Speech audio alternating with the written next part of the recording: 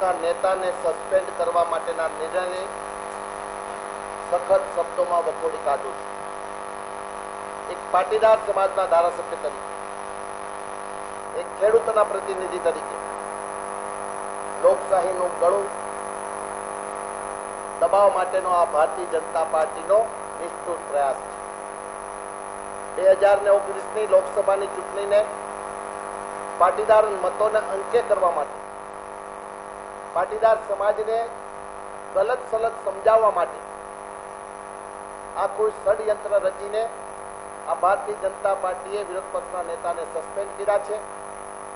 ગૃહની કાર્યવાહીમાં અમને ભાગ ન લેવા દઈને ભારતીય જનતા પાર્ટીના જે કૌભાંડો ખુલ્લા પડી ગયા છે. રાજ્યપાલશ્રીના પ્રવચનમાં અને વિધાનસભાની પ્રશ્નોત્તરીમાં એમના કૌભાંડો વારંવાર ખુલ્લા પડી રહ્યા છે. તે માટે તેમણે વિધાનસભા ન ચાલવા દેવા માટેનો પ્રયાસ કર્યો છે. એ ટ્રેજરી બેન્ચની નિષ્ફળતા છે. એમના પ્રયાસો હોવા જોઈએ કે વધારેમાં વધારે વિધાનસભા ચાલે, તેને બદલે આ પ્રયાસ એક તદ્દન ખોટો પ્રયાસ છે. અને વિધાનસભામાં વિરોધ પક્ષના નેતાને સસ્પેન્ડ કરવા માટે એમની જો કોઈ ખોટી વાત રજૂ કરી હોય વિધાનસભામાં તો શબ્દો દૂર થઈ શકે.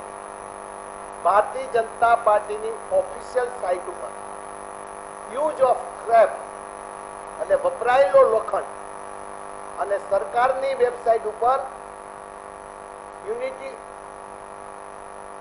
ઓફ સ્ટેચ્યુ.in સરકારની ઓફિશિયલ વેબસાઇટ ઉપર ખેડૂતોના ઓજાર અને સ્ક્રેપ ભેગો કરીને સરદાર વલ્લભભાઈ પટેલની પ્રતિમા બનાવવા માટેનો તે વખતનો એનો સરકારી નિર્ણય 3,500 કરોડથી વધારે રકમ ગુજરાતના ટેક્સ પેડ પાસેથી વસૂલીને ગરીબ લોકોને પહોંચાડવાને બદલે સરદાર પટેલના મતો અને સરદાર પાટીદારના મતો એકત્રિત કરવા માટે એમને આ નિષ્ફળ પ્રયાસ છે. સરદાર પટેલનું સ્ટેચ્યુ બનાવ્યું એનો ગૌરવ છે.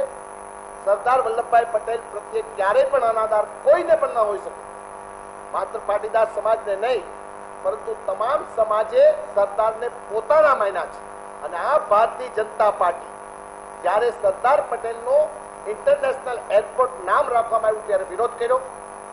સરદાર પટેલને કંઈક આપવા માટેની વાત આવી ત્યારે વિરોધ કર્યો. સરદાર પટેલના નામે અનેક અત્યાર સુધીના દાંતીવાડા યુનિવર્સિટી હોય કે સરદાર પટેલ યુનિવર્સિટી હોય કે સરદારના નામે અનેક પ્રકારના નામો રાખીને કોંગ્રેસે સરદારને કાયમી લોકોમાં જીવંત રહે તે પ્રકારના પ્રયાસો કર્યા. નર્મદા યોજના જેવી નર્મદા યોજનાનું નામ સરદાર સરોવર તે વખતના વડાપ્રધાન જવાહરલાલ નહેરુજી આપ્યું. અને કુટુંબવાદ ચાલે છે એવી વાતો કરનાર ભારતીય જનતા પાર્ટીને મારે કેવું છે, તે વખતના જવાહરલાલ નહેરુને કોઈ મહિલાને ટિકિટ આપવા માટેની વાત આવી ત્યારે ઇન્દિરાજી એમના પુત્રી હતા, એમને ટિકિટ ન આપી અને સરદાર વલ્લભભાઈ પટેલના દીકરી મણિબેનને ટિકિટ આપી. એટલે ક્યારેય કુટુંબવાદ કર્યો નથી અને એમને લડવાની તક આપી. છતાં પણ ભારતીય જનતા પાર્ટી હંમેશા એક રાજકારણ કરી રહી છે. દુઃખદ છે. એક સરદાર પટેલના પાટીદાર સમાજના કાર્યકર્તા તરીકે, સરદાર પટેલના વંશજ તરીકે ખૂબ જ દુઃખ અનુભવું છું. દિલમાં મોટું દુઃખ છે. લોકશાહીનું ગળું ટૂંકવા માટેનો પ્રયાસ કર્યો. અમને વિશ્વાસ હતો કે સ્પીકર સાહેબ આવો નિર્ણય નહીં કરે, પરંતુ કેવા સંજોગોમાં નિર્ણય થયો છે એ પણ એક ભિન્ન ભિન્ન વાતો ચાલી રહી છે.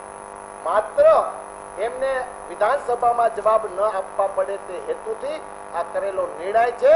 લોકશાહીનું ખૂન છે. ગુજરાતની જનતાનો અવાજ ઉઠાવવા માટેનો જે વિરોધ પક્ષ પ્રયાસ કરતો હતો એ ન ઉઠાવી દેવાનું પાપ ભારતીય જનતા પાર્ટીએ કર્યું છે. ગુજરાતની જનતા માફ કરશે નહીં એવું એક પાટીદાર સમાજના આગેવાન તરીકે મારું આ ઓફિશિયલ સ્ટેટમેન્ટ કહું છું. અને સ્ક્રેપના નામે વાત કરી છે એમાં પરેશભાઈએ જે વાત કરી છે એ વાતમાં એમને અગાઉનો દાખલો આપ્યો, સરકારની વેબસાઇટનો દાખલો આપવો એ ક્યાંય ગુનો નથી. છતાં પણ આ પ્રકારનો જે નિર્ણય લીધો છે એને સખત શબ્દોમાં વખોડી